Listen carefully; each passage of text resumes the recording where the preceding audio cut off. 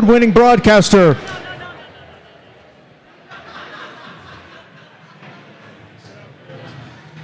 The same old pimp, mace, you know ain't nothing changed but my limp. Can't stop till I see my name on the blimp. Guarantee a million sales, pull a level up. You don't believe in Harlem World, double up. How we doing? How we doing? All right. Welcome to Denver Startup Week 2023. I am your MC, Ryan Harris. It is great to be back with you. How about being back in person for the full week? Round of applause, huh? Get to see new people, get to see old people, get to make some new friends. Well, in this event, we are going to cover everything from roots to rocket ships, and I literally mean that. And I've been here a couple of years now. Anybody their first time, raise your hand. Let's welcome first timers. Welcome. You will find out the reason why many of us keep coming back. It is the most inclusive and encouraging environment that I have been around, and it is a thrill to be with you today. So, as we launch you into your week, we want you feeling inspired and encouraged by your fellow entrepreneurs. This week is about creating your space, leaning into the opportunities provided, and walking away from this week with more determination, excitement, and an understanding of your journey and where you're going. So get out of your comfort zone and meet someone new. We're going to start right now. Is that okay? Say yeah. I'm going to give you an NFL 40 seconds. You're going to look to the person on your left and the person on your right. You're going to tell them one thing you look forward to learning about here at Denver Startup Week. Go.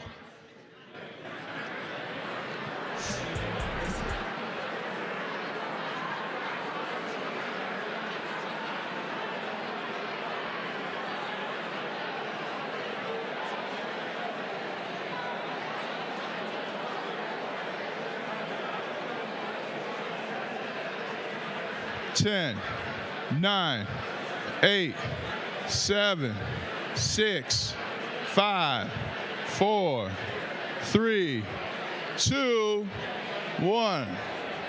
All right, we get it done? I said one thing, not everything. Come on now. All right, all right. Okay. Somebody give me one thing they heard from the person on their right or left. Anybody? Anybody? All right, now you're pointing at somebody. I'm pointing at you. What'd you learn?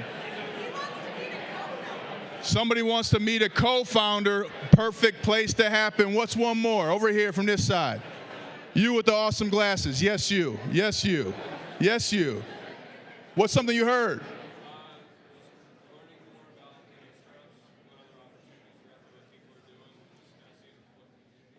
All right, learning about startups and what the people are doing. So you got to share already, and I'm sure you heard a different answer than you thought. So get out of your comfort zone. Try saying hi. Ready? 1, 2, 3. Hi. Hi. It's amazing. Walk into a group, say hi. I guarantee you they won't kick you out. That's what Denver Startup Week is all about. There's something for everyone here. Whether you're just starting your company, you're looking to grow further, you're looking to make connections and relationships, all of that is here. Make sure when you grab a friend or colleague or take a photo, you use the hashtag Den Startup Week. That's Den, not Denver. Den like the airport code, Startup Week. All right, we look forward to seeing you and your experiences and engagement throughout the week of the events and program. And now let's get to today's show. Please welcome to the stage some mentors of mine and people I am lucky to call friends, co-founders and co-chairs of Denver Startup Week, Deda, Tami and Erik Mitisek. Give them a round of applause. Yeah.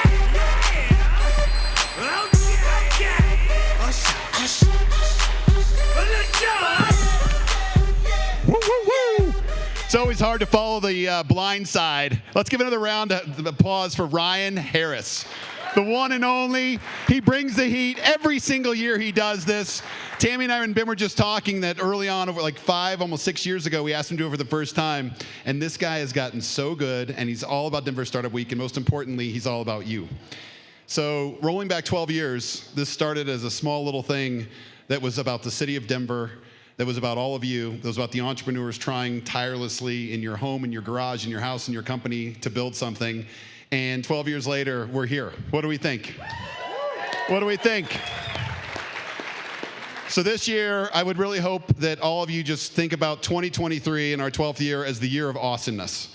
Most importantly, think about yourself and go deep into the awesomeness of curiosity. Startups are about building things. They're about finding what you want to build, what you want to create, what you want to be. Be awesomely real. As Ryan said, you got to connect. You got to find that investor. You got to find that next employee. You got to find that next person that believes in your company. Be awesomely real. Most importantly, be awesomely generous. We always talk about Denver Startup Week as that one platform every single year that everyone comes together, talks about their ideas, talks about what they want to build in the city, and they find other people that believe in them too.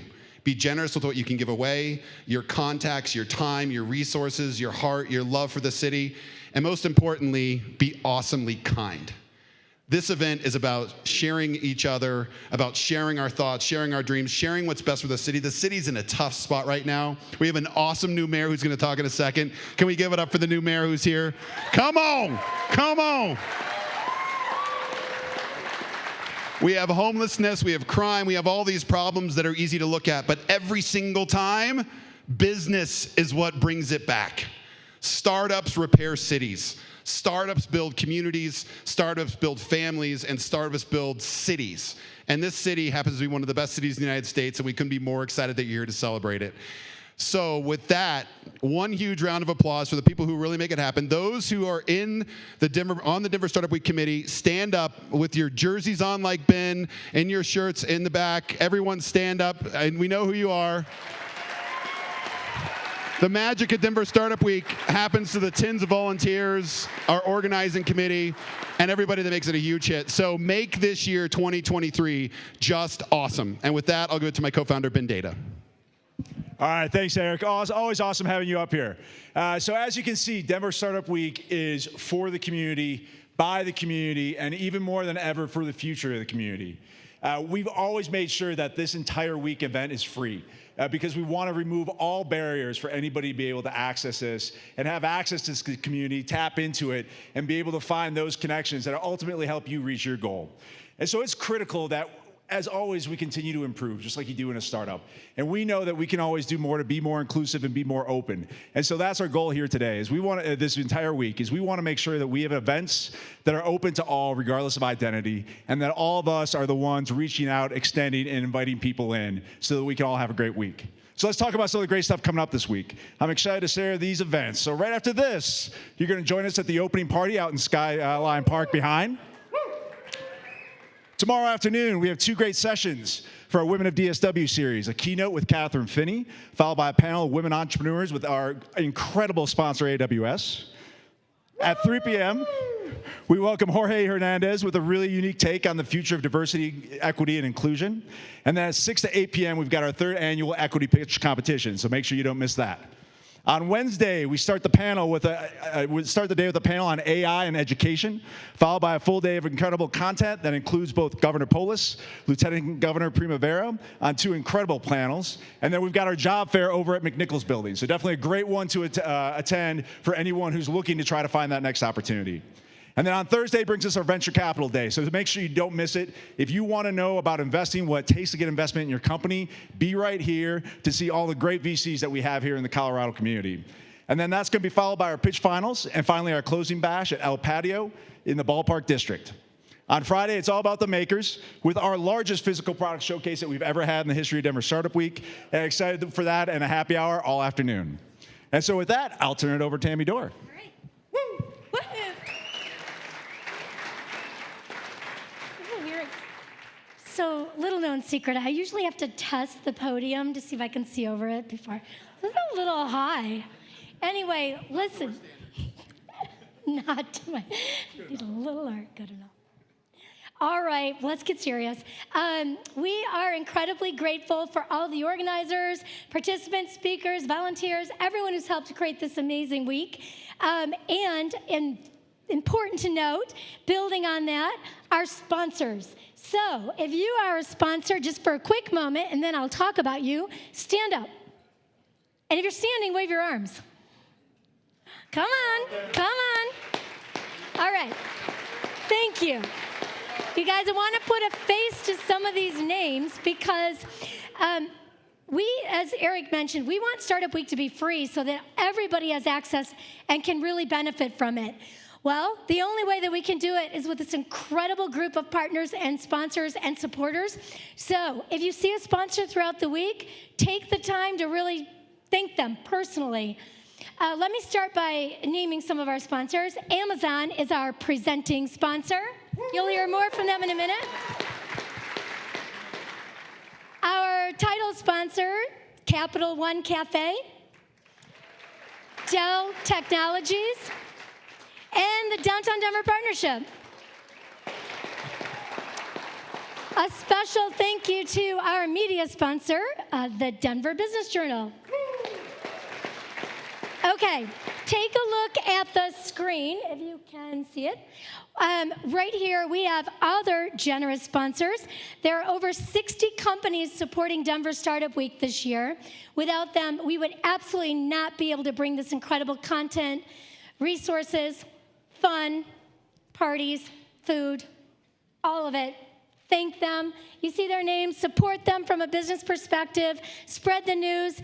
How many of you can take a moment today to at least tweet out one thank you to a sponsor? Let's do it. What if we all did that? Great. Thank you. It's a really big deal. We track that, so please take some time to do it. All right. A special thank you today to our Kickoff Keynote headline sponsor, Matter, who made today's event possible. And it's my pleasure to introduce you to Matter. We're going to learn about them through this short video.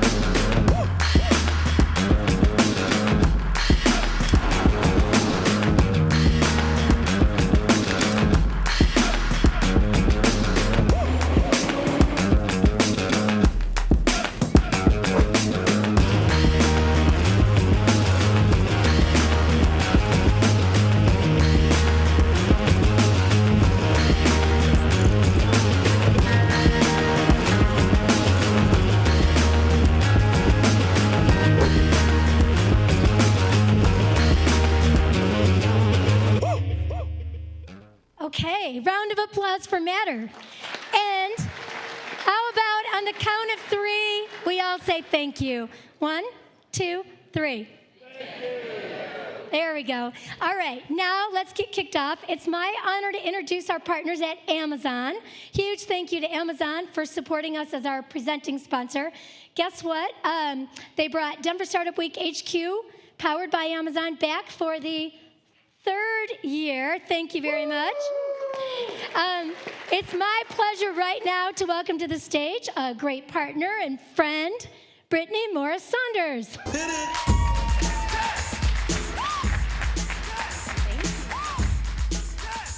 Hello. Good afternoon, Denver Startup Week. Let's give each other a round of applause for being here. As Tami mentioned, we are here proudly for a 3rd year supporting Denver Startup Week. This is a very special moment for myself. I worked alongside Tami and Ben and Erik 12 years ago to start this event, and now it's become the largest free entrepreneurial conference in North America. So thank you all for being here. I do want to say thanks on behalf of our 17,000 Amazonians that are statewide, making us the largest private employer in the state. We have over 1,000 tech and corporate employees right down the road at Den 17, Den 16. How many Amazonians do we have in the audience? A few. Yay. Thank you. But we are just delighted to be here today. I'm also proud of our small business network. We have 34,000 small to medium-sized businesses and authors that sell on Amazon. 60% of all of our items on Amazon are sold by small to medium-sized businesses. So their success is our success. We have a number of different programs to support small business, including the Black Business Accelerator, and you are going to hear from one of our BBA participants later. Angel Johnston is in the audience with Iconi Activewear, and she's going to tell her story, and she's just an amazing entrepreneur. We also have Howard Wright, who is AWS's Global Startups Lead. He's going to be giving us a keynote at the end of today. And a few interesting tidbits about AWS. For over 15 years, AWS has helped more startups launch, build, and succeed than any other cloud provider. AWS is home to over 250,000 startups globally, and 83% of all unicorns across the world run on AWS. So they are very significant. Almost all of those 1,000 corporate and tech employees we have down the road are from AWS, so we thank them and we are proud of them. Again, my many thanks for being here. I do want to take a moment. Chantel Albee, I don't know if she's here, but she is the Denver Startup Week organizer. Give her a round of applause. As well as all the volunteers that have made this week happen. So with that, it is my distinct honor and privilege to introduce your mayor, our mayor, and my friend, Mike Johnston.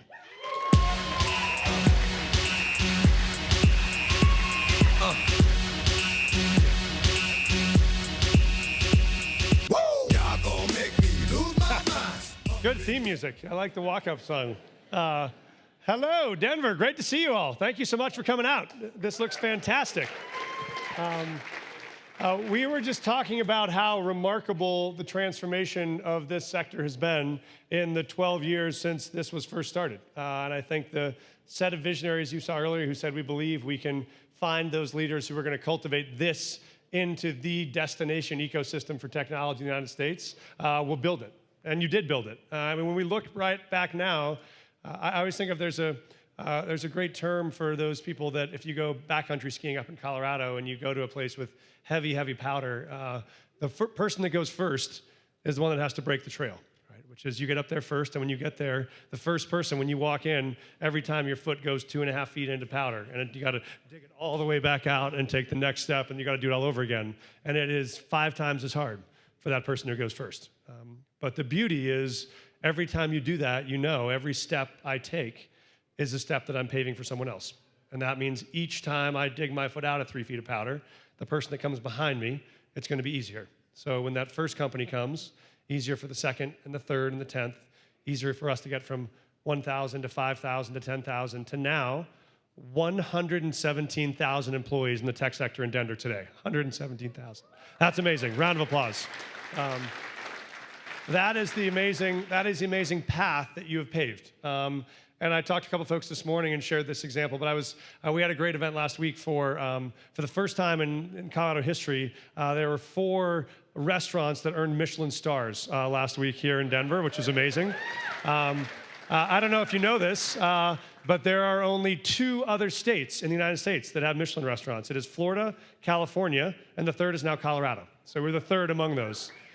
But what was amazing was when I talked to the restaurateurs who started these businesses, they all sounded exactly like the startup leaders who were in this room 10 years ago. They all said, you know what, when I first had the idea to start this restaurant, I went to my mentor and she said, you got to do that in San Francisco. You can't do it in Denver. When I went to my first investor and said I wanted to start a restaurant in Denver, they said, no, you got to do it in New York. You can't do it in Denver. And those leaders said, no, I'm going to do it here. And I'm going to build the ecosystem of other people who want to do it here. And the more of these that we build, the more people will come, and we will take our place on the national stage. And last week, they did that with a tremendous success. I will just say this group of entrepreneurs and leaders have been doing that with tremendous success for the last 12 years. And every homemade company that finds its way and grows to success, every new recruit that wants to come and start a career here is a testament to your leadership and your willingness to break that trail.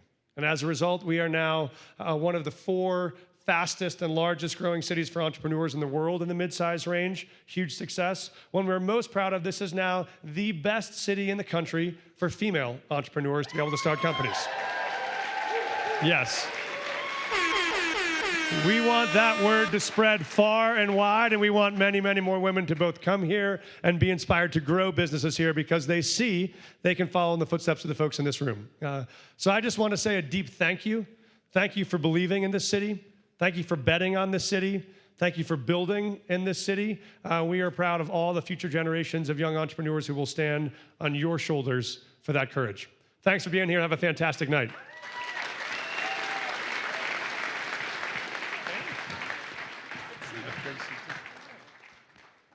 Another round of applause for the mayor. You want to know a secret about this mayor? Okay, I guess not. All right, we'll keep going. Oh, you do? We had the privilege of hosting the WNBA here in Denver to look forward to expanding the WNBA to bring a team here, and Mayor Johnston was all over it, meeting the commissioner, making sure that the WNBA knew that we wanted a franchise here. Another round of applause for Mayor Johnston doing his thing.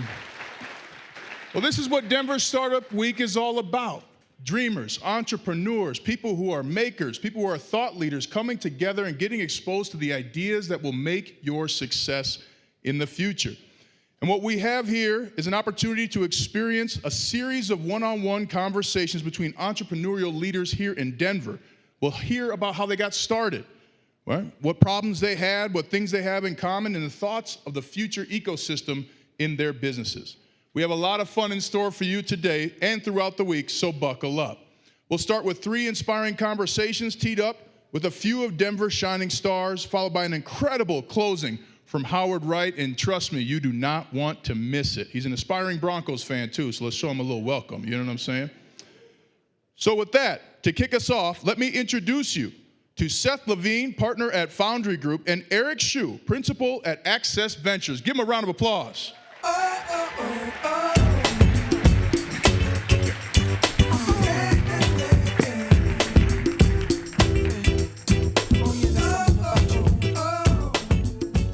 Wow.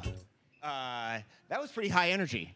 I don't know if we can top And that. we're sitting down, and we're supposed to have a conversation. I don't want to yell at you, so that might be a little challenging. But wow, is it great to be here. I remember the very first Denver Startup Week, and it's unbelievable to see this many people in one room celebrating entrepreneurship in Denver. And I think we talked about Denver being the largest startup week in North America, but the truth is, in Colorado, we're constantly coming up with great ideas and exporting them. And I don't know that we give ourselves enough credit for how many awesome things that we've invented here in Colorado that have gone national or global, right? Things like Techstars that started up in Boulder, Startup Week, which actually was originated in Denver and Boulder, Startup Weekend, which was originated in Denver and Boulder. All of these things, and the list goes on, are things that started in Colorado and we export to the world.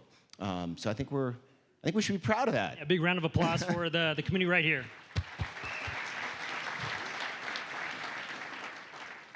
All right, let's sit back and get comfortable. So I think this is supposed to work like we ask each other questions. But I want to let the audience in on a little secret. We just met. And we didn't share with each other the questions that we were going to ask. And I think the idea is we're sort of bookending venture. I've been in venture capital for 23 years now. All of that in Colorado. Erik's brand new in venture. In fact, relatively new to Colorado, 2 years. Right. So welcome to Colorado. Thank you. No, it's been great to be here. First, moved out here during COVID, spent a year, loved it, got kind of dragged back to New York City and was, spent the next 12 months trying to figure out how to get back here. So finally had the chance, moved back here in August, joined Access Venture Partners, and pretty incredible to find myself here on stage chatting with somebody who's helped build a big part of the community. Who's old. Thank you. Thank you for not using that language, but everyone knew what you meant, so that's cool. It's good. So you're amongst friends here. You can be brutally honest. You've been here, you had a little COVID experience, that wasn't really Denver, but now you're here.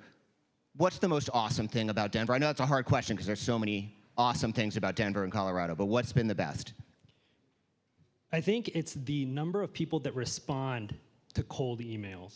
I know that's I know that's kind of, people don't really think about that, but when I got out here, I reached out to a number of folks in the ecosystem, and every single one got back to me. Some even met me in person during COVID, and I think that was just a testament to the community focus that is right here in Colorado. Love that. We call that give first. I'm sure you've heard the term. Everyone here has heard it. It's give before you get, give without any expectation of something coming back in return.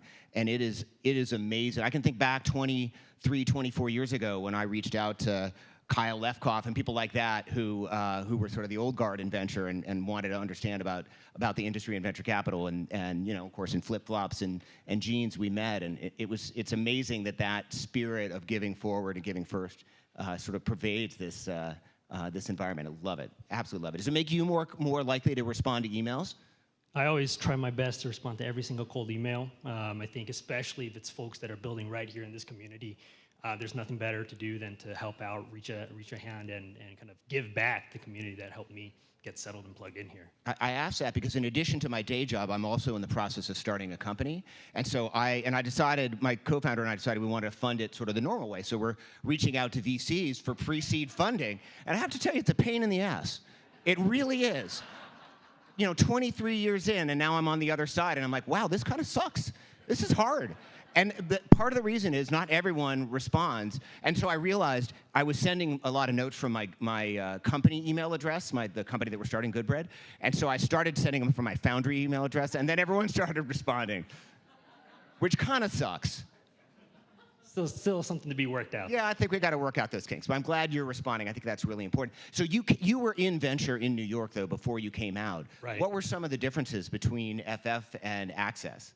I think first of all, it's a different kind of level of community there. That it's almost too noisy at times. I found it tough to really plug in with a group of people that had the same set of ideas and vision, and I just felt very frantic. I think out here, it just seems to be a much more clear, mission-driven group of people, and it's much warmer than walking around New York City and having people try to avert their eyes and avoid you on the crosswalk. Bet you can't take meetings hiking in New York either. Yeah, no pitches on the ski lift, so a slightly different vibe. Yeah, board meetings as we call them. Yeah, exactly.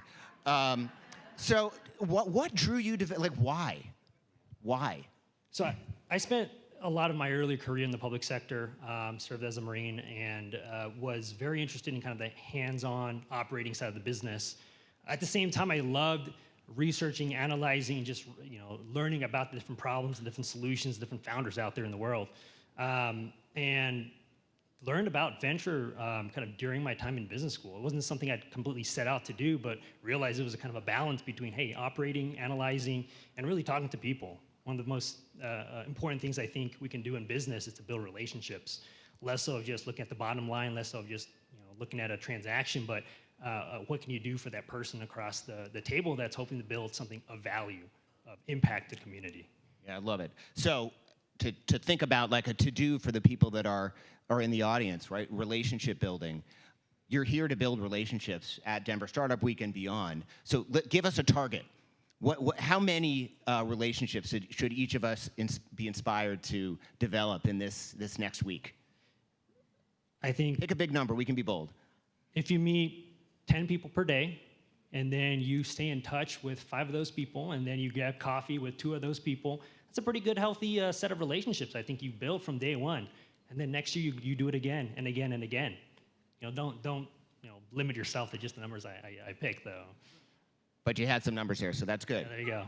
I couldn't do them. I'm a venture capitalist, so I do the math very roughly. So that sounded like about 100 coffees or so. over the next year. That's like you're like the unicorn of coffees. That sounds great to me, though. That's awesome. That's number one strategy. I love it. So you never know where those relationships are going to end. I don't know if Erik's still around here, but I won't throw shade on him. But Erik and I first met when he was like 22 and I was like 24, and we had both basically just moved to Denver, and it was exactly that. Someone, in that case, this was not pre-email, but almost. But someone said, hey, you should meet this guy, Erik Mitisek. And he had some radio startup or CD, who knows what it was. And I was working for a telecom. What's a CD? Yeah, there you go, exactly. Certificate of deposit, actually. JP Morgan can hook you up.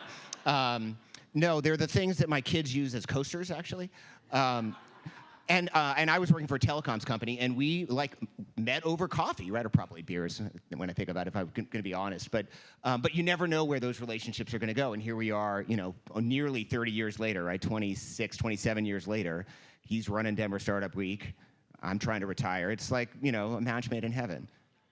So tell me a little more about kind of what do you see as your next initiative, your next project? You keep talking about, hey, you wrote this book, you want to write more, you have some other ideas. What's coming up for the Seth Levine of the next 20 years? Yeah, well, I want to talk about the book in a second because that's a good question.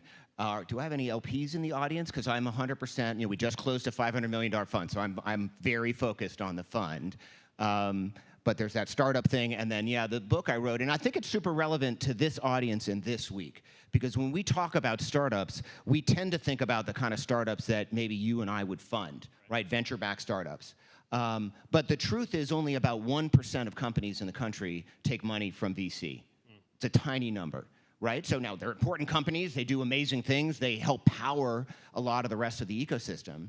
But it's a small percentage, right? The majority of the companies, 99%, are taking money from elsewhere. By the way, only about 12 to 17% of companies take money from banks, right? The rest of the companies are self-funded, credit cards, friends and family, home equity lines, and things like that. And so in this book that I wrote called New Builders, we talked about sort of the startup landscape writ large. And I think it's really important that in a week like this, that we open our minds to celebrate startups of all types. Right? That could be a coffee shop, that could be a fitness gym, it could be a fitness trainer, it could be selling muffin tops, whatever. It could be a laundry business. Like, these are the businesses, aren't those the tops of muffin? That's not what those are? That's the best part of the muffin. Where is your mind going? That's not what I'm talking about. But these are all businesses that are critical to the startup ecosystem.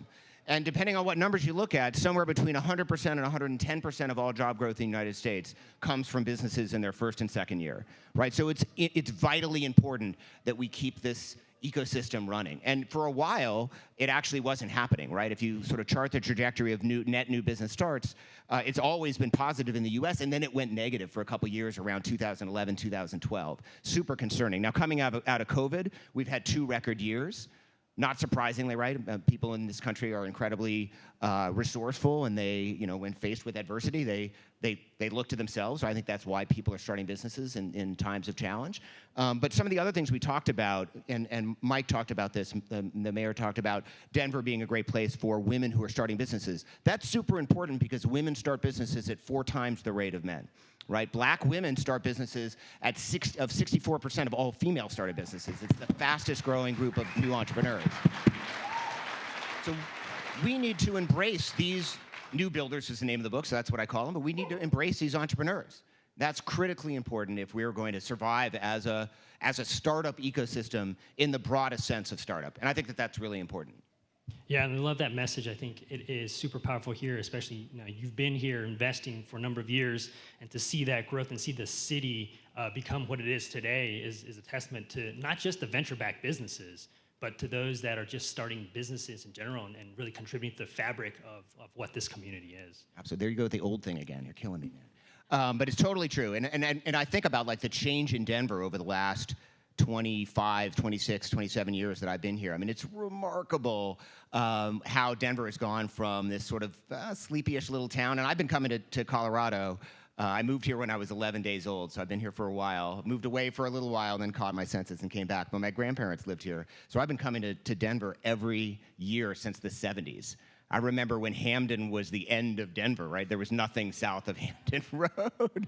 My grandfather moved to Hamden when it was a dirt road, if you can believe that, and he would tell me stories about it. The bagel might have still been there even when it was a dirt road, but anyway, it's changed so much, and it's awesome to see because really, again, we're back to businesses in their first and second year are responsible for more than 100% of job growth in the U.S.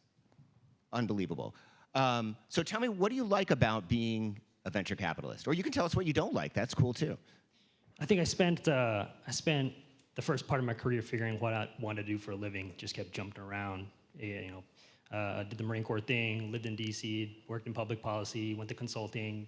Tried to figure out what I was going to do when I grew up, and realized that I just kept wanting to learn. And I feel like at least in this unique and position as a venture capitalist, you're able to see a lot of the problems out there, but also meet the really talented people building and solving these problems. And it's a real privilege to be able to do that. That's the one thing I love. Yeah, I love it. And then let me turn that back on you, though. How about you? You've been an investor. What's your favorite part, and what do you think is the most challenging part? Well, I mean, I've enjoyed not really having a job for 23 years. That's been pretty awesome. And the board meetings. And yeah, I love the board meetings. Those are the best. Yeah, so I mean, as someone who lacks the ability to stay focused on one thing for any reasonable period of time, venture's a really, really good business to be in, right? Because I can jump around to various things, which I really like. But it's also provided me the freedom to do things like, I mean, writing a book didn't take like no time, right? That was a bunch of time, and starting a company takes a little bit of time, as it turns out, as well. So it's, I mean, I love that it's provided me the freedom to do that. But mostly, I just love working with entrepreneurs, right? I mean, we often say that entrepreneurs are the rock stars and we're just the groupies, and I've felt like that for the 23 years I've been in venture, right? I mean, we're here to support the rock stars that are the entrepreneurs, because they're the ones that are actually getting stuff done. Right. No, I love that. It's super important for VCs not to forget that. Top priority. Amen. I love it. So you mentioned you were really kind of shy about the you did spend 10 years as a Marine. Like, that's pretty badass. There's not a reason not to celebrate that. Absolutely. And thank you for your service, by the way. Thank you for the support. So in what ways did being a Marine prepare you for a life in business generally and in venture specifically? I think broadly the experience was super unique in that it's always ambiguous, right? There's a lot of ambiguity in figuring out what does a team look like, what's the mission objective, how do I accomplish that goal? And I think in startups, there's a lot of that, right? A lot of ambiguity around what's the a roadmap look like, what are the milestones I have to achieve, and hiring. Like, who should I hire and when should I do it? There's really no clear playbook. There's guidelines, there's recommendations. VCs can suggest what they've seen work or don't work, but at the end of the day, it's up to that individual to really figure out on their own, and based on their gut feeling a lot of times, how to prioritize all those things. You could be honest. Do you ever use the military background, like, hey, I was a Marine, don't F with me, to like get your point across? Do you have kids yet? Because that could come in handy. I have dogs, so it doesn't work too well.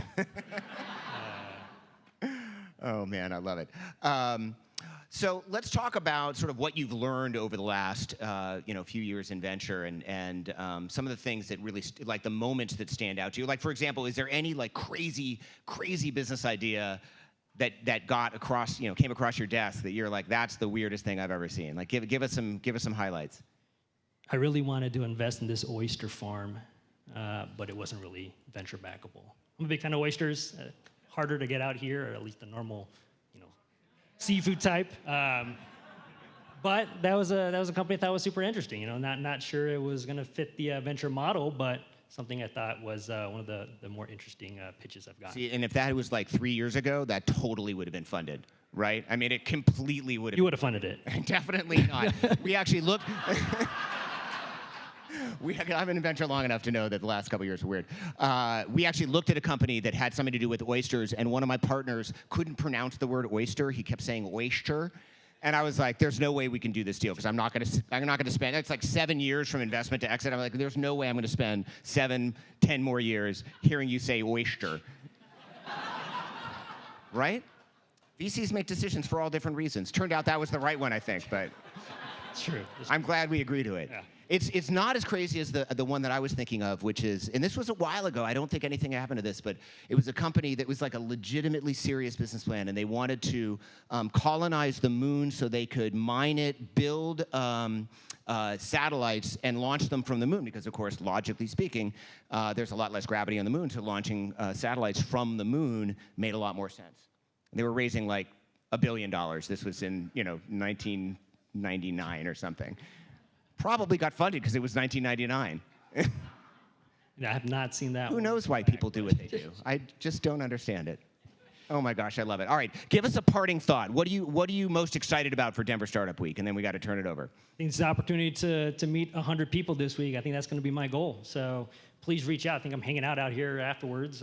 Hit me up. Love to grab 100 coffees between now and next year. So Yeah, that sounds great. Send the business plans to Erik, and Erik, you'll filter them and send the best ones along to me too, right? We'll do it together. I'll share a couple. That's what co-investing's all about, Exactly, right? exactly. I love it. Hey, be kind and give first, and have a great week, everyone. Ryan, you're back up.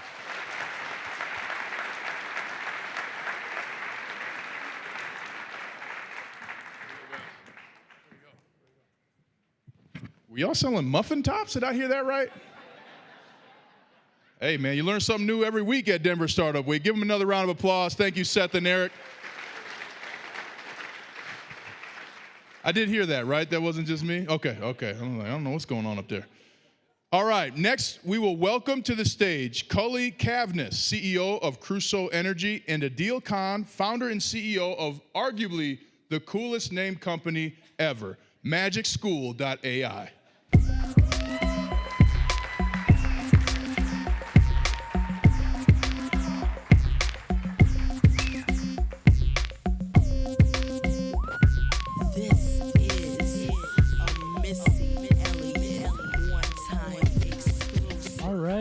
Wow, there are a lot of people here.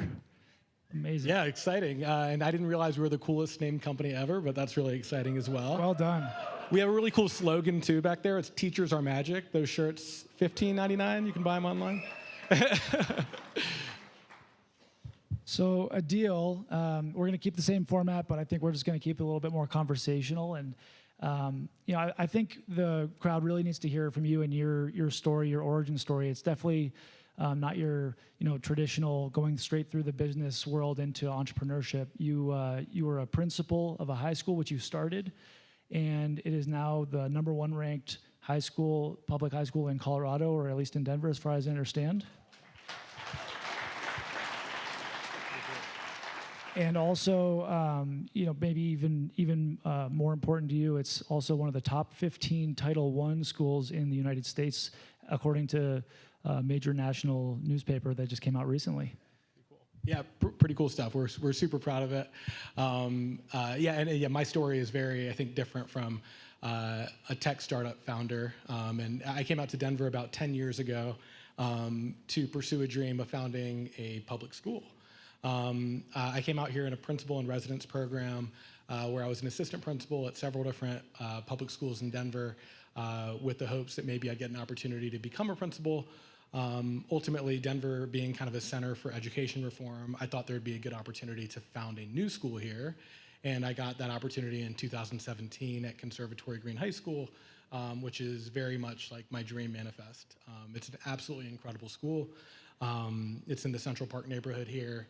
And we started with a very simple premise, which was we were going to love the heck out of kids and hold them to really high expectations, and good things would happen. And they very much did. Thanks for sharing some of the accolades.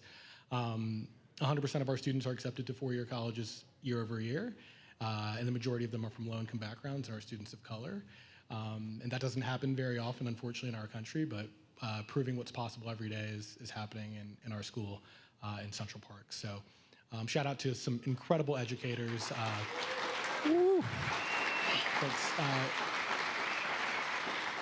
Very much doing extraordinary work, and I got to stand on the shoulders of just some teachers who did absolutely incredible work in Denver. And over my career as an educator, I've seen so many public school teachers leave the profession because they were burned out. It is an incredibly hard job, and very much my story plays into what we built at Magic School. And like you said, like my path here is a bit roundabout.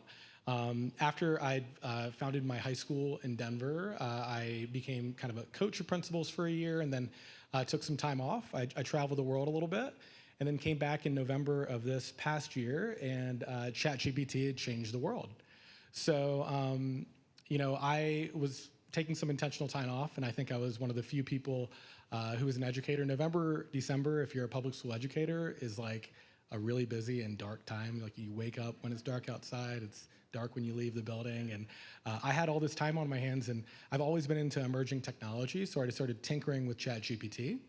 And I was immediately struck by how much utility there was for teachers in the product. I was like, if I was still a principal, if I was still a teacher, I'd be using this every day. So I called former colleagues, and I asked, what are you guys doing about ChatGPT? It's all over the news. This is such an incredible technology. And the responses I got were, nothing really. There are a couple of the English teachers in the building who are upset the kids are using it to write their essays, and they're not sure what to do about it. But there wasn't really much talk outside of that. So I did what a principal would do. I led a professional development at my school, and I still have the slide deck. I literally went through, this is what ChatGPT is. Here's how to use it responsibly in the building. Here are a couple high leverage use cases. And the first time you see generative AI, it's magical, right? It's like, I can't believe it just did that. And teachers were wowed. They were really excited about the tech. And so I thought I'd done a really good thing. I gave them homework. I said, look, use this in as many places as you possibly can in your work world. And I want to hear all the ways you guys used it as teachers, including the ways that I showed you. And I came back a week later, and the stories were pretty similar. Most folks said, what you showed me was really cool, but I got to it and kind of forgot what to do. I got to the screen, so I just didn't use it. Or I got to it, and I tried to use it, and it just didn't quite come out the way that when you showed me it came out. So I just did it myself. So that was kind of the origin story for Magic School, which is a generative AI platform for teachers that answers those two questions. One, what do you do with generative AI if you're a teacher? What are the highest leverage use cases? And then two, let's make this so simple to use so you don't have to become a prompt engineer. We know teachers already have enough jobs. And that's kind of the origin of it. And we started it with a big dream 3.5 months ago. Alana, who's in the crowd here, was our original developer, also formerly an educator. Shout out to Alana. I don't think that we could have imagined how far we've come. In about 3.5 months, we have about 200,000 users. We've raised a pretty big round, a pre-seed round, and we're just a couple educators who thought that this would be a great idea. And I think that our story illustrates that you don't necessarily have to have a perfect background aligned to the next thing you want to do. You just got to be, I think, tenacious in going after your goals. So. No, I think it's an amazing story. And actually, I think what your story maybe illustrates even more than that there's no perfect background. It's that nothing is a more perfect background than having a mission or a purpose that you really deeply care about, and that's actually the best setup, because it's going to fuel you to go through all those hard cold calls to venture capitalists who also agree that it's kind of a pain in the ass to cold call for days and days to try to get a meeting. Yeah, no, for sure. Coley, Coley and I got to meet last week for the first time, and usually I tell my story, it's compelling, and this is, it's the coolest story people hear. But after I heard yours, I've been telling everyone about the company you've built, because I just think it's so cool. And again, I think you have this perfect background and this insight that you were able to gain that led you to do something pretty incredible as well. So I'd love to hear your story. I know that the audience here would love to hear it too. Yeah, happy to share it. I grew up here in Denver when there were far fewer people here. There was no Denver Startup Week. So maybe raise your hand if you're a born and raised Denverite. Let's see how many. We've got a few. Grew up here, and my dad and my grandfather were both in the oil and gas business. And oil and gas has been a big part of Denver's history for decades and decades. And I kind of grew up feeling really proud of the work that they did to explore for and find and produce oil and gas. And I was kind of around the dinner table hearing all the stories of how it empowered our country, it secured our economy, it helped us win World War II. Then I went to Middlebury College in Vermont, which is a very sort of climate-focused activist student body. And it was the year that An Inconvenient Truth came out. And I was, ready for my internship at Shell, and I had my path all planned out through the oil and gas industry. And one of my friends said, "You have to watch this movie. You're gonna regret it if you don't watch this movie and educate yourself about this issue." And actually, at the beginning, I sort of was like, I don't want to have this problem, because I have this perfect sort of path where I can just, I know a lot of people in the business, and I could move in that direction easily, but watched that movie and then just became extremely curious and continued going down this rabbit hole of climate science. And I ended up majoring in geology, but I really focused it more towards like the geologic history of extinctions and trying to learn about how the climate has changed a lot over time and how that correlates with atmospheric concentrations of greenhouse gases, and really kind of convinced myself this is a major issue. But I knew enough to know that oil and gas wasn't going away. And so I had this tension between the energy system, the environment, and the economic sort of human prosperity side of it all. And I spent really the first part of my career thinking and struggling with that. Where did I want to be within the energy industry? I started off in geothermal energy on the renewable side, sort of took that geology degree in a different direction after a lot of, maybe dinner table fights with my dad. And ended up, there's some parts of my story that I'll gloss over. There's a sword and plow backpack back here, anybody? If anybody has been paying attention to Denver startups for a long time, my wife started a fashion business that repurposes military surplus into backpacks and purses and fashionable bags. So I was briefly the CFO of a fashion company here in Denver. My wife was in the Army also, and we were hiring veterans and employing veterans as part of that as a social impact idea. Went to business school and ended up coming back to oil and gas after some investment banking time, and was a VP of finance at a E&P, an exploration and production company that was privately funded. And we drilled some exploratory wells here in Colorado, and they produced oil. And it was a big success in that sense, but there was no natural gas pipeline in that area. And so the default of the industry was, okay, we're just gonna, the associated gas that comes with oil, that's a byproduct of the oil, we're just gonna light that on fire, and we're gonna flare that. And so that's a practice that across the world, we burn more than 10 billion cubic feet of natural gas per day that's associated with oil production. It's enough natural gas that if you could capture it all and generate electricity with it, it could power about 2/3 of Europe. It could power all of Africa.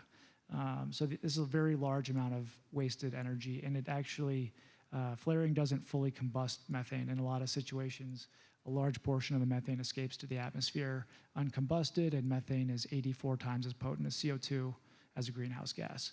So it's pretty gnarly problem. I was feeling really embarrassed about it. My former roommate from Middlebury was a PhD marine biologist, and I really couldn't explain why this was a good idea to just be flaring millions of cubic feet of gas per day. And then, in the background, I'd been really curious about Bitcoin mining, and I had a hobby Bitcoin mine running in my basement. And I had a really good friend from high school who was a world expert on actually AI computing. He'd gone through MIT and Stanford and was really advanced on AI and also crypto and the Bitcoin mining side. And these are the two most energy-intensive forms of computing. So the insight was basically maybe one of these problems can solve the other. Maybe we can package up these energy-intensive computers, put them in some kind of a crazy oil field-capable data center, and deploy that into the oil field and soak up all this wasted natural gas that's getting flared to generate electricity and power those modular data centers. And Chase, my co-founder, he was our first investor. He'd done very well in hedge funds. He helped us build the first prototype. We went up into Wyoming and worked out a deal with a company that was flaring natural gas from an oil well, convinced them that we could try to make that flare go away and turn it into data center power. So one night we pushed a button, the flare shrank, 264 computers started blinking green, and over a satellite internet connection, we started receiving Bitcoin into our wallet. And we were in the middle of like 2 hours down a dirt road from a town that you've never heard of, very remote. So we filmed this on our iPhones and sent it to some venture capitalists, and they led a seed round, and that sort of escalated to where we are today. Today, Crusoe is about 300 employees. We've raised over $500 million of venture capital, and we've got approaching 200 megawatts of data centers powered by otherwise flared and wasted natural gas. So we mitigated about 20 million cubic feet of flaring last year. It's equivalent to taking about 174,000 cars off the road in terms of CO2 equivalent emissions. And we're scaling the AI side of the business pretty quickly.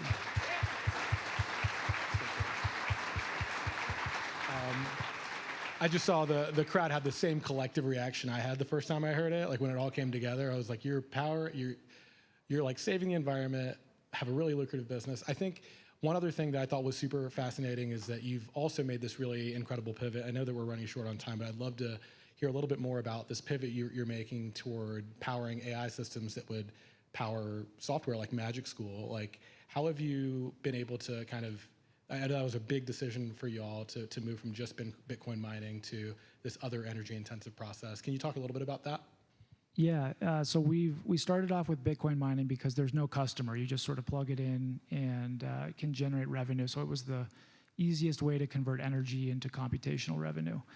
But there's this much bigger prize, we believe, and much bigger sort of environmental impact, which is that there are estimates that AI is going to drive 38 gigawatts of additional power demand for the GPU compute resources that are going to be required to run this entire new technology platform.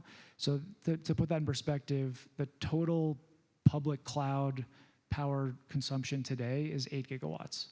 We're talking about more than tripling or quadrupling the entire data center industry's power consumption from this one new advancement. And where that power comes from is going to matter a lot vis-a-vis any kind of climate goals. And so our view is the best version is actually use otherwise wasted energy, and we fully combust the methane, so actually a methane elimination strategy, or renewables. And we have some strategies around how to tie in a lot of behind-the-meter, otherwise curtailable renewables. It looks like we may be out of time, but I'll just end by saying we're now sort of one of the leading providers of GPU cloud computing services for AI training workloads. So training AI models and inference models, we're doing that with wasted energy and renewables. So cool. Well, thanks for having us, guys. Thanks for sharing your story. Kind of ran a little long, but yeah.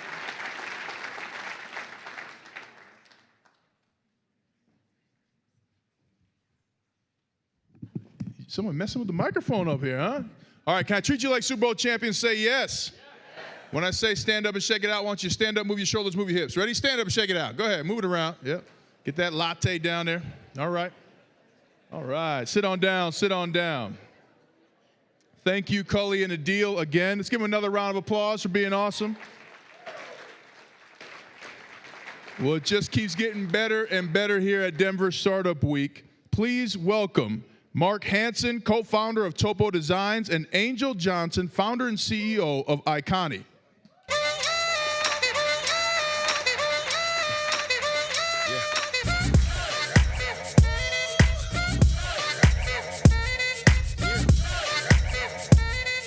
We wanted to know what our theme music was going to be when we came up here. As opposed to anything else, but we did just meet a couple minutes ago backstage. Yes.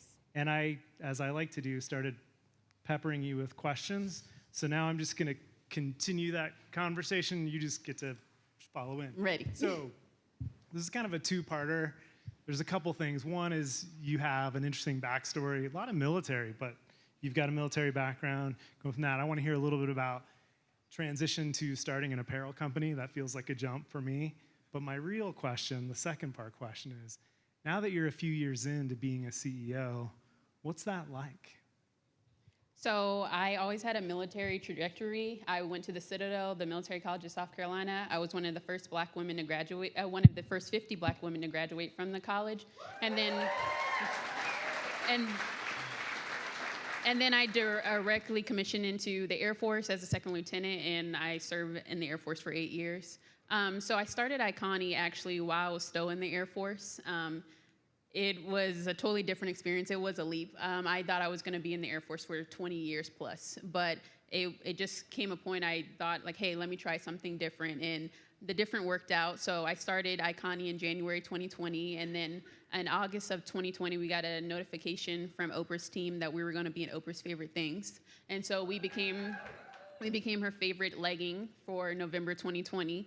And answering the second part of your question, how does it feel to be a CEO? It kind of still feels like I'm in the military. Just now I wear leggings all the time instead of a uniform. But it's just been a great experience. The one thing being a CEO, it's like, oh, I have to set my own schedule. I don't have to wake up at 5:30. Oh, I don't have to work out at the beginning of the day. So it was stuff like I definitely had to get used to setting my own schedule and being my own boss, and then making sure I'm influencing the culture. Because when you're like a mid-level leader in the Air Force, you can be like, oh, the boss is getting on my nerve. But when you are the boss, you want to make sure that when you're starting your company, you're injecting and making the culture making it great right away. But it sounds like there were some parallels in there that you learned some leadership skills, et cetera, and transferred that over. And so Definitely a lot of leadership skills, and just I've already worked with a variety of people from different backgrounds while being in the military, so it was easy to translate into working with different people. My COO, she's Brazilian.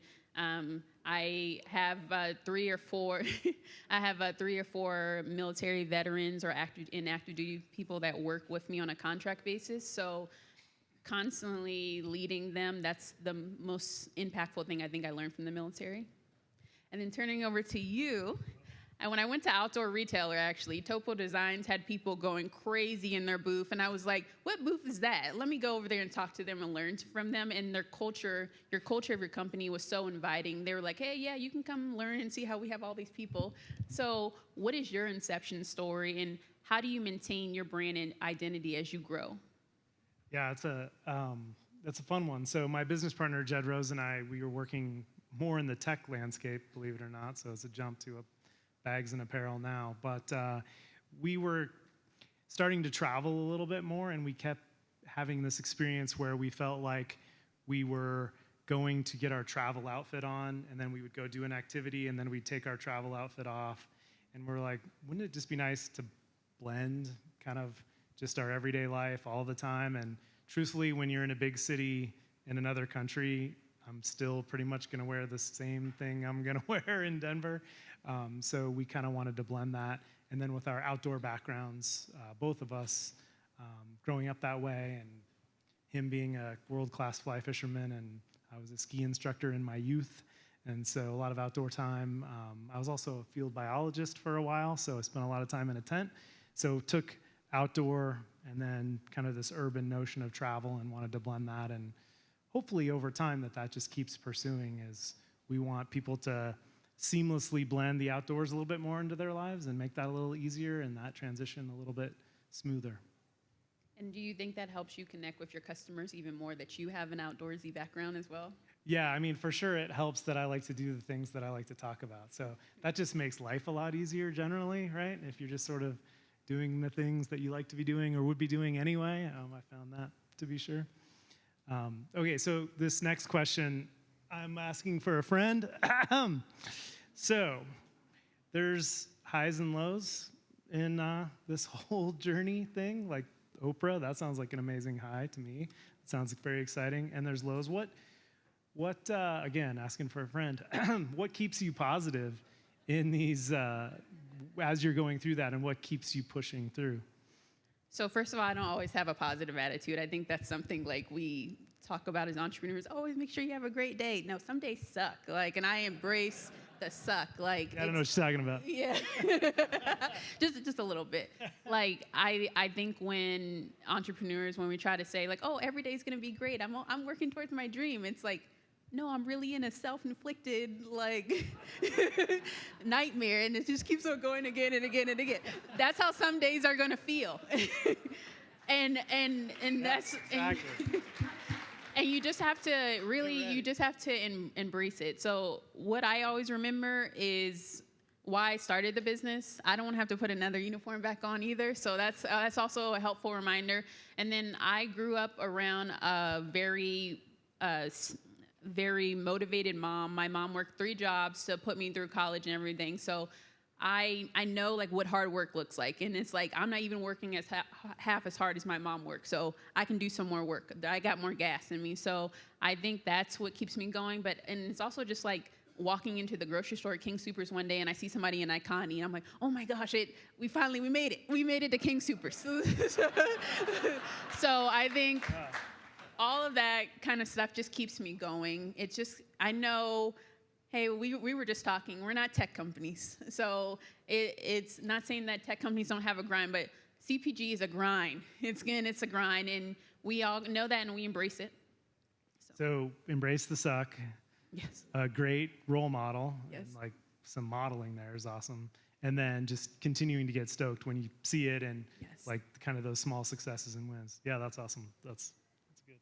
And I know your brand contributes to the local community a lot. So how do you blend your brand into the local community, and how has growing outside the local community impacted your brand, if any?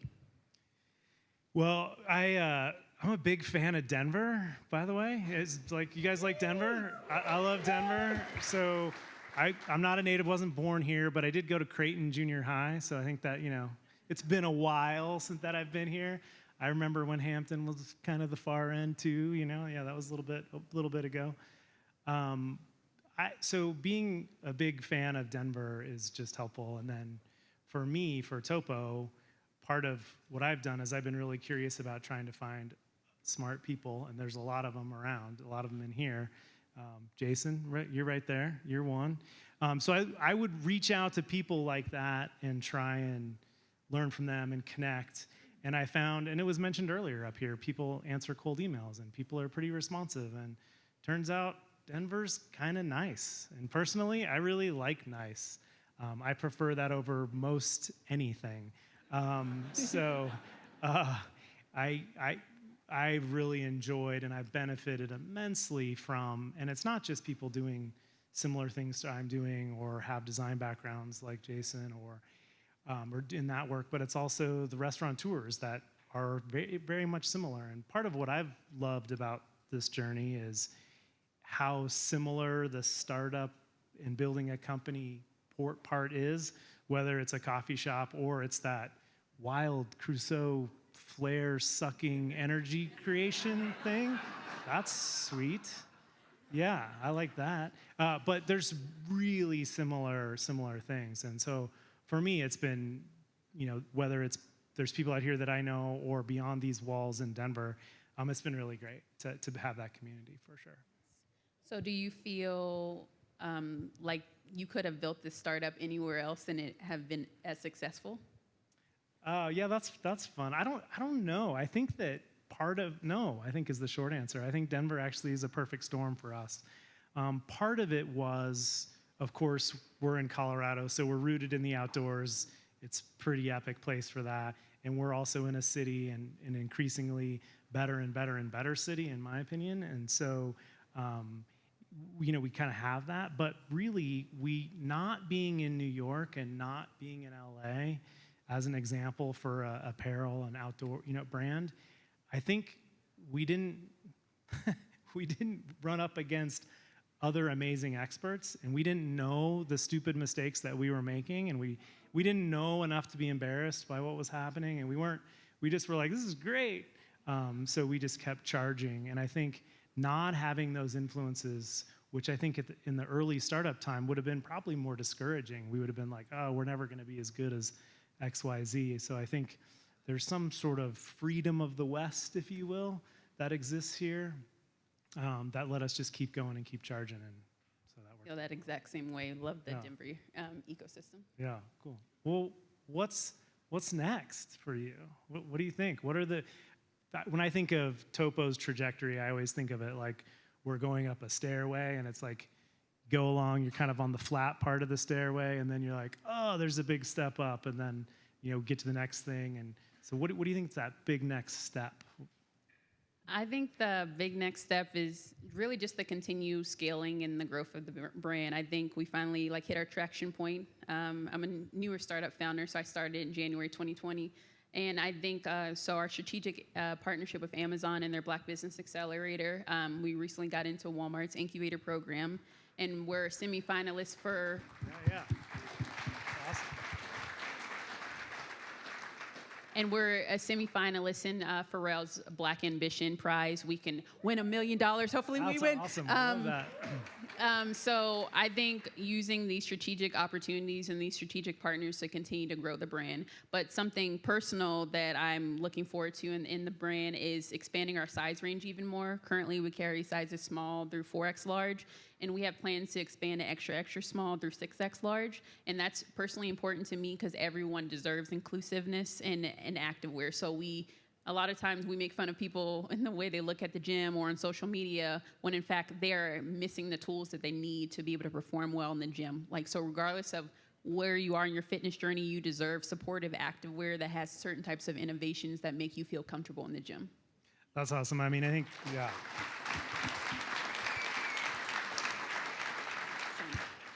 I think that point's huge. I mean, just the idea that, like, for us, we want to just kind of lower the bar, the intensity around what it means to go outside, and you don't have to be able to speak about titanium this or carbon fiber, whatever, and just, you know, it's whether it's size inclusivity or just language inclusivity, you know, and just not being so intense a little bit.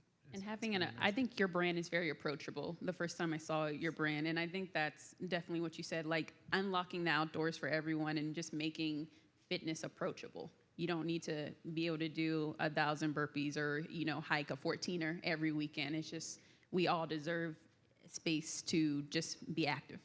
Well, I think activity and outdoors, at least in my mind, is so great for health, mental health, et cetera, that I'm like, if we can just get people outside a little bit more and moving a little bit more, it's a huge success. So that's awesome. Man. So how did you approach scaling your brand while remaining true to your core audience? Because we know there's some like diehard people probably out in the crowd that at least have like 3 or 4 of your designs. Like, again, the way I saw people like going crazy in the Topo Designs brief, I've never seen that at like, this is a retail trade show. So there was even like retail partners like, oh, I got to go over there and get something before I can go talk to them. So how do you approach all of that? Well, I appreciate you even say scaling. I still feel real small. We still feel like a very small company, but definitely trying to expand. And I think it's been a fun challenge of like, we definitely want to grow, or it's like in language I like, it's like your favorite rock band, right? That produces that second album and then they get really popular and you're like, oh man, now all my friends know about it, right? There's that tension, right? Well, it turns out I want to have another hit. Yeah. So it is interesting to kind of build the brand, but remain true to what you're doing. And I think I have to say a ton of that is really just, we have some amazing employees at Topo that have been there quite a while, and even the newer ones that really kind of get and believe in the ethos, and they really help carry on that spirit beyond even what Jed and I are doing. So I really have to shout out to the employees a ton. Just pretty incredible at keeping the realness alive inside of that as we try and show up in more stores for sure. So what would you say your brand promise is or your brand ethos is? I mean, really, it's just, as I mentioned a minute ago, we just want to make the barrier to getting outdoors a lot lower. We just want everybody to build that into their lives a little bit and not feel like it has to be an exclusive club or it has to be some specific thing or, you know, really high achievement, unattainable, hanging off K2. But no, you can just go run Wash Park or walk it, you know. And what's the future for Topo Designs? You mean besides world domination, right? Yeah.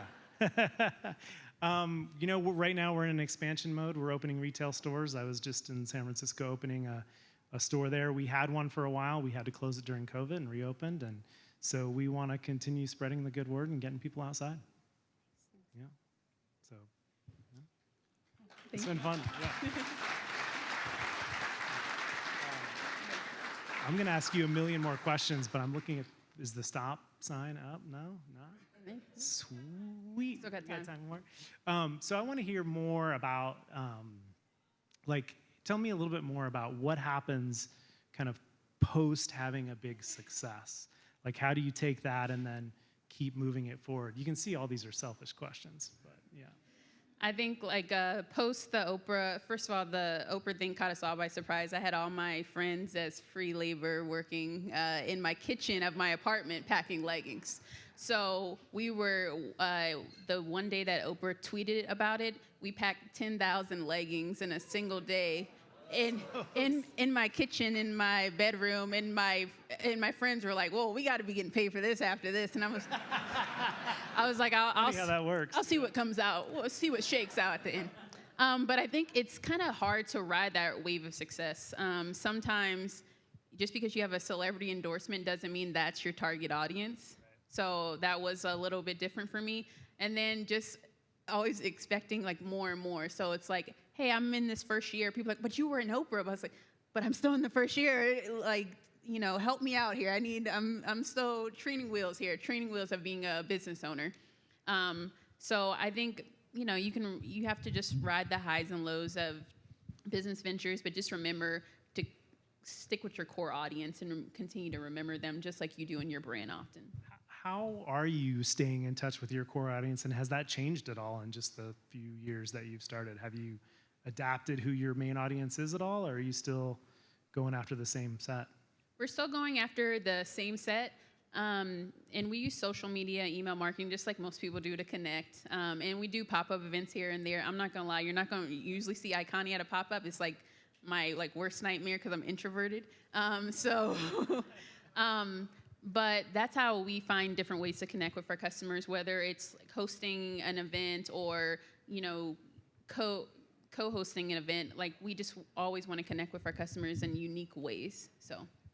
And that's our I wish you guys could have seen Angel when the guy up here was like, yeah, you should meet with 100 people this week, 100 coffees set up. She was like, ah. So I would like to say that that's okay too. One coffee. We're not all the same. We're not all getting 100 coffees next week. Yeah. Thank you, everyone, for having us.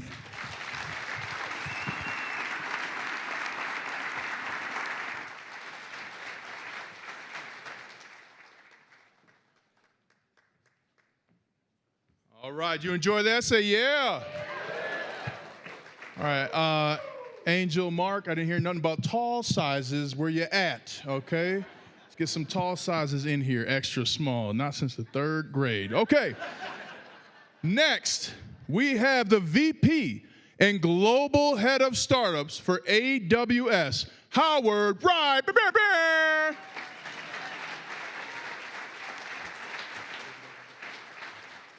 Hello, Denver. Busted. Hello. Oh, did I sing right through the intro music? Sorry about that. But we don't want to do it again because there's alcohol out there to be had by folks. As Ryan mentioned, my name is Howard Wright. I have the honor of being a Global Vice President for AWS Startups. We work with the best and the brightest around the world. When I was interviewing for the job, I asked my boss's boss, I said, what is the role? And he said, quite succinctly, the role is to captivate the hearts and minds of the most important startups and VCs in the world and get them up and building on AWS. I say, I got it. We can do that all day, every day, and we have a team of experts that do that for us and with us around the world, including Sky and Ethan and a couple folks that are here today. As Brittany mentioned, we have a unique advantage in terms of our startup community, our startup legacy. We stand on the shoulders of, I stand on the shoulders of giants that came before us. If anybody has ever binged watched Netflix, or if you've ever taken an Uber, those are examples of companies that started in startups, came through our doors, and now are the iconic brands that they are and changed the landscape. With our subject matter experts, we have folks that work with retail, with CPG, with fintech, with Web3, whatever you're building, I promise that we can be accretive to that mission and would like to make ourselves and myself more available and more proximate to this community. So I'm a transplant from California. I'm a California boy through and through, went to school in the Bay Area. I'm here because my wife's family is from Colorado, and she said, and a huge, where'd Ryan go? A huge Bronco fan, and she was at that game. I sent her and my father-in-law to that game, so I'm still living off of that goodwill as his favorite son-in-law, especially because the Broncos won and whooped up on Cam Newton that day for sure. But the idea is to be vocally self-critical a little bit. I've spent the last couple of years traveling all over the world to making sure that partners in Singapore and Tokyo and Tel Aviv and New York City are made aware of the embarrassment of riches that we have to share with the startup community. I've done a pretty poor job of explaining that to folks, and hopefully we can help, and you can help me correct that tonight. So I'm just Howard at Amazon.com. We have a team, as I mentioned, that is ready to help unleash your startup on AWS, build it, launch it, scale it. We have the subject matter experts that I mentioned. We have solutions architects. We have folks that help you with your cap table. If you want an introduction to some of the VCs, not just in this room, but around the world, let us know. And then finally, we invest $1 billion a year in incentives and credits to the startup community. So I do not have $1 billion cash on me right now, so do not run up on this stage, because I will not be as probably passive as Chris Rock was. But the idea is unleash your potential, prove what's possible with us and for us on AWS. So thank you very much.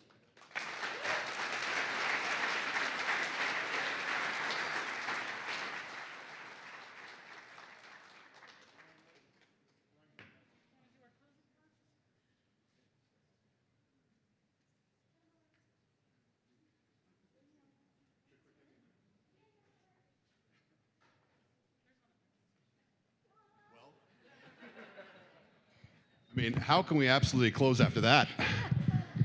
The Chris Rock comment, amazing. Amazing. I don't know if we're going with that or muffin top. I mean, we had two on the day that couldn't have been better. But this is what it is. This is Startup Week. This is how we roll. Another huge round of applause for Amazon. We would not be here without Amazon, AWS. And I'll tell you selfishly, I'm a recipient of over $100,000 of credits from Amazon launching our business from the ground up. When there was 5 of us in a room and we were really struggling to figure out how we could pay to grow our business and rapidly scale it, Amazon stepped in. Those credits have expired. I pay you now. And I'm grateful for it. No, but if you don't know about it, it's the greatest thing that you can get involved with early on in your business, because it's a huge, huge, huge power plant of opportunity where they can push your business out 1, 2, 3, or 4 years on AWS.